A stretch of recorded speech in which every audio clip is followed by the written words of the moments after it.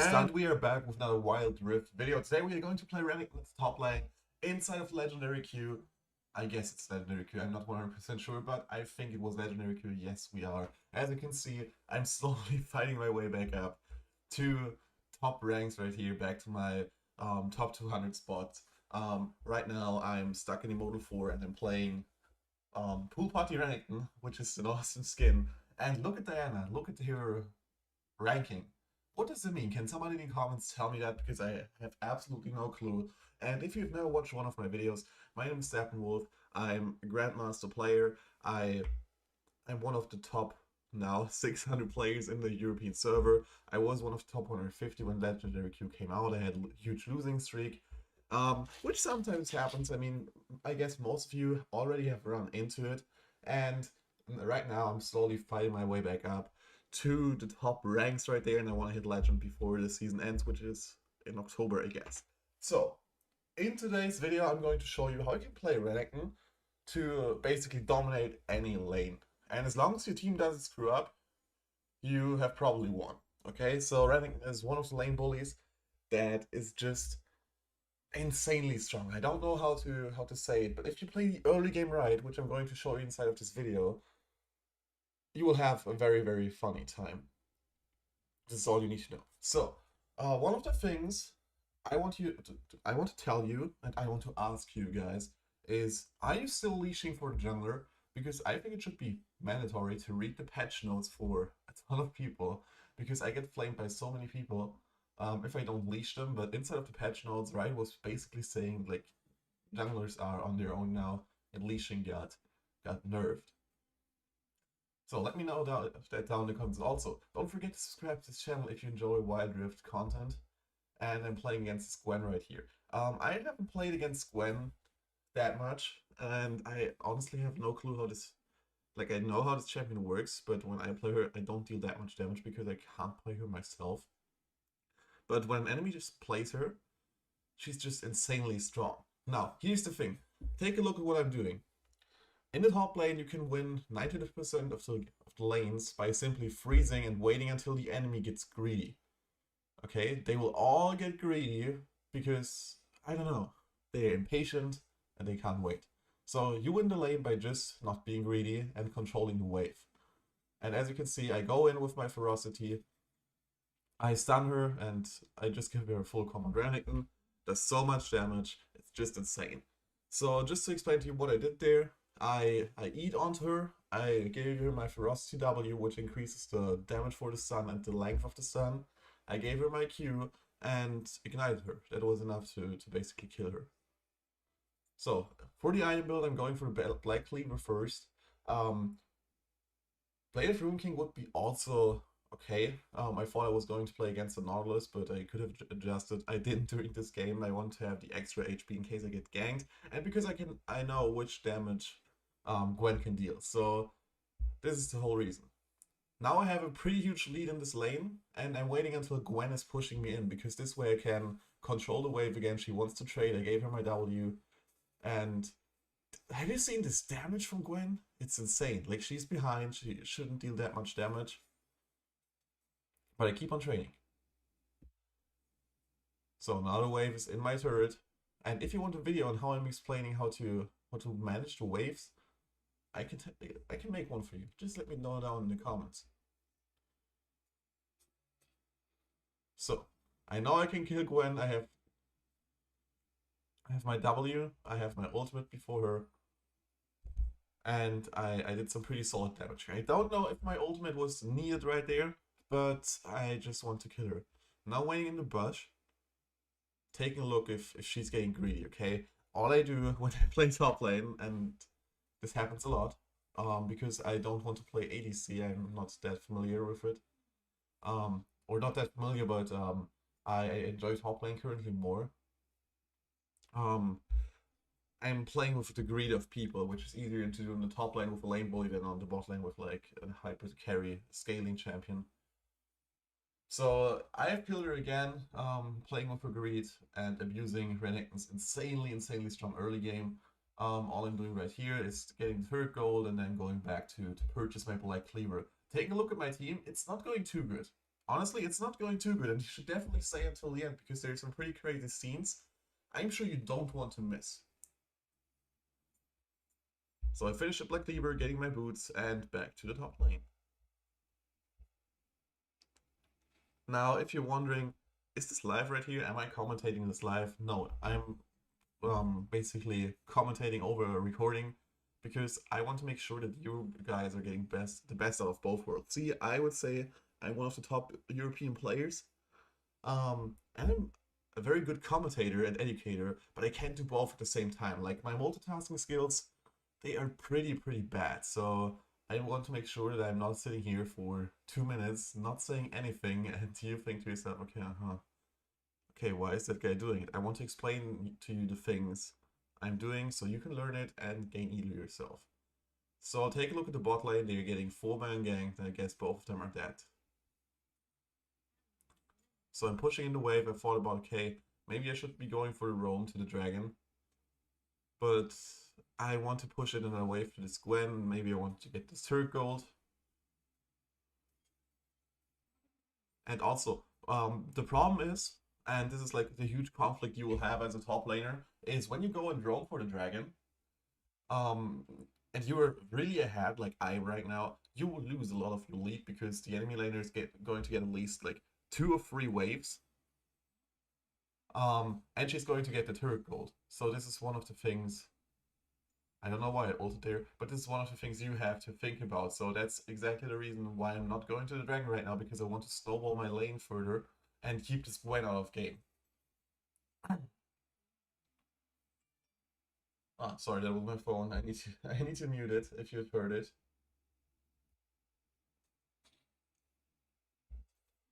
So what I want to do right here is to bully her out of lane. So that's why I pretended I was going back.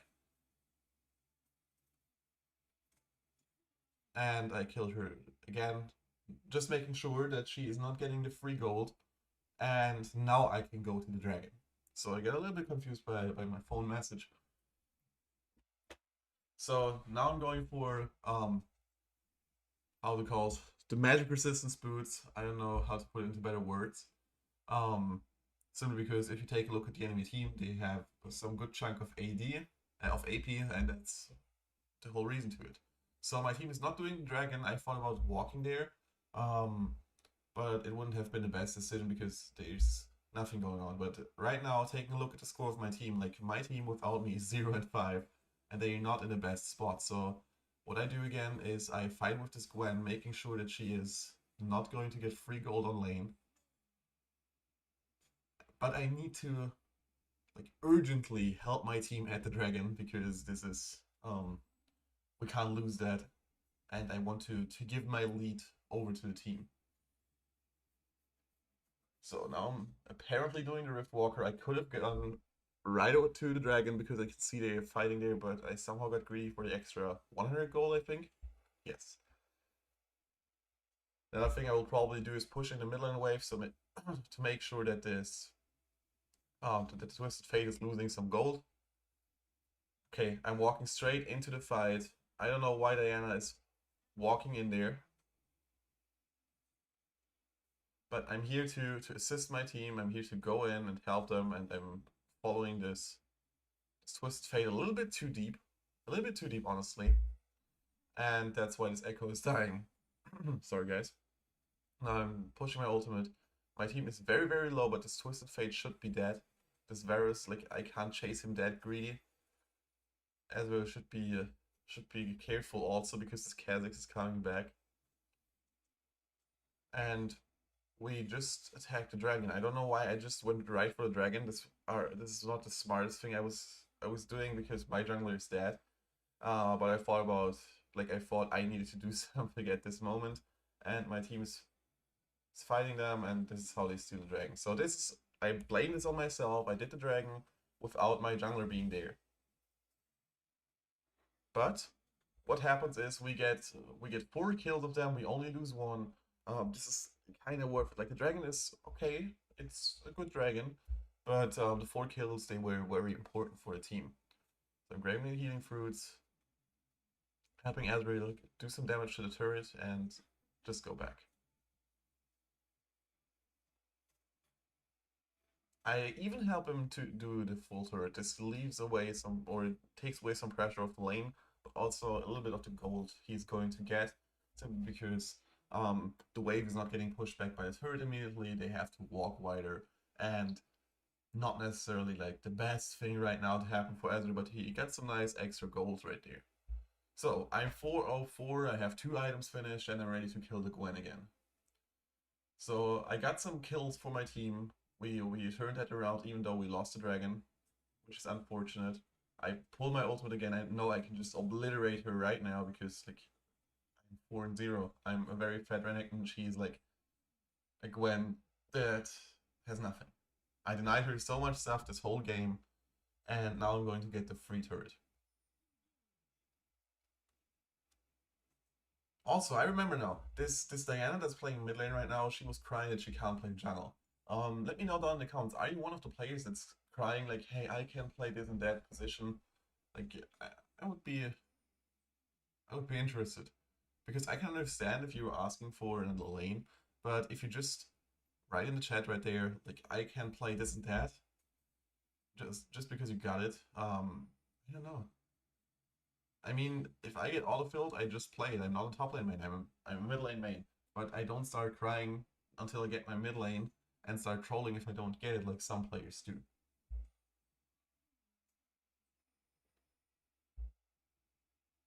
So we're pushing the turret now. I'm 6-0 and it's looking not too bad, okay? But you should be sticking around till the end because there will be some pretty crazy things happening.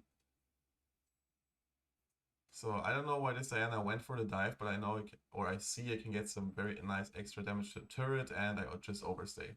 I don't know why I went and why I listened to the pings of Diana, but I did, and I have to blame myself for that. I'm not the biggest fan of blaming and flaming others because like, I think the biggest thing you can do, or the best thing you can do for your own elo and to climb, is to focus on yourself, focus on your own playstyle and improving, and you will automatically get higher without flaming your team.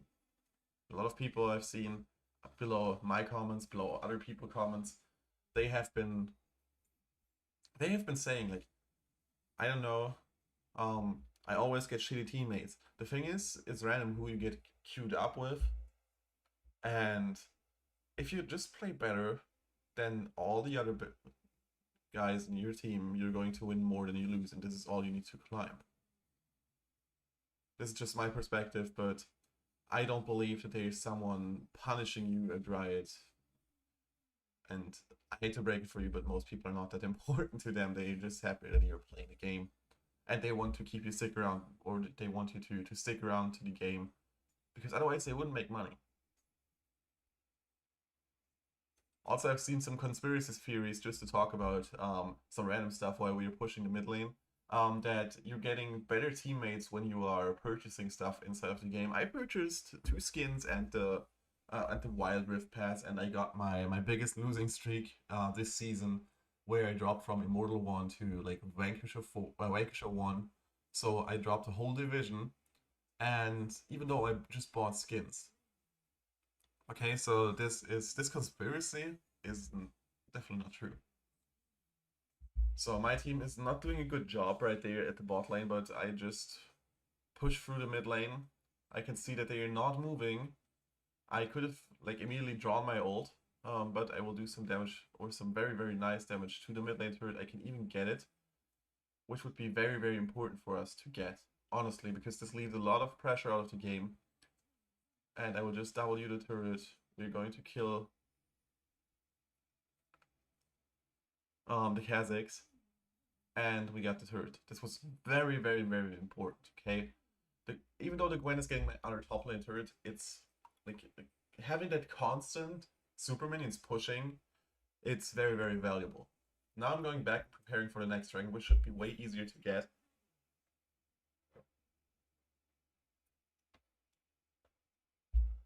But also at some point of the game I will start making mistakes because, again, I was from the top lane, I was participated in most of the kills that happen inside of the team, which is good for me, but I'm a little bit concerned about my team itself. Look at the damage I deal to the Nautilus. Pretty crazy stuff right there. Now I remember what happens at the start of the game. Okay, so I don't have the best memory. I'm just trying to remember what happens inside of the game as I go and explain it to you. The Twisted Fate is dead as well. And we should do Baron. Best call right now would be to go for the Baron. And Baron and finish. So this is what we're doing. Echo went back. He's not having his best game. And I need like 700 extra gold. So this should be an easy Baron right there. And now you're going to witness the legendary Varus. The legendary Varus that stole the Baron with his Q. This is one of the few times I even ping on the smite of somebody disrespectfully.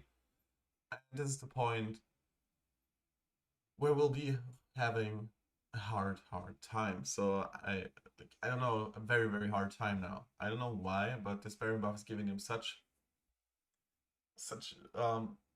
power spike in gold because they're getting so many turrets now, and my team starts to do very stupid mistakes. So Diana is getting caught again at the bot lane. All we should be doing is pushing out waves and waiting until the Baron is over and then pressuring the side lanes. This is all we need to do to win, honestly. But my team decides to, I don't know, just die and greed for the enemies.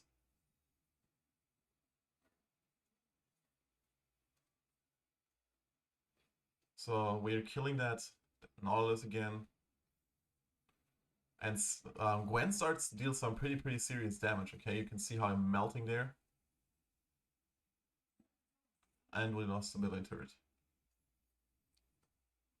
Okay, 3 for 1, and we lost the mid lane turret, so they got some pretty nice gold back.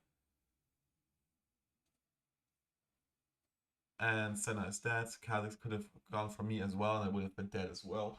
But I don't know why he didn't go for me, but I guess I'm lucky here. 4 for 1, and we lost a turret. Not the best situation. So they got a lot of gold back because they also got a lot of assists because they were grouped up.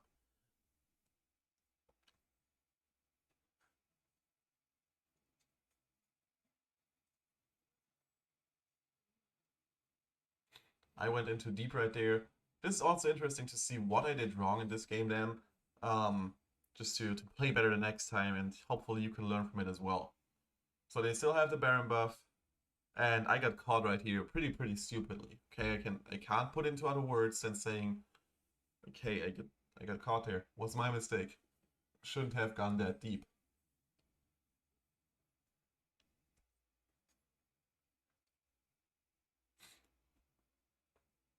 So right here, I remember I was bored and was just clicking around random teammates to follow them around because not that much is happening. Their Baron buff should be over.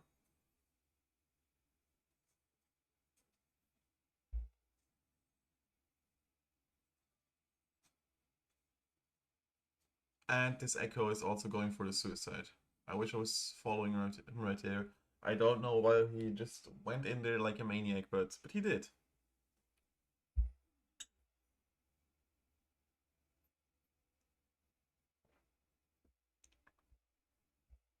Our next objective should definitely be to split push another turret on some kind of side lane, just to have some more pressure that's coming to their base constantly.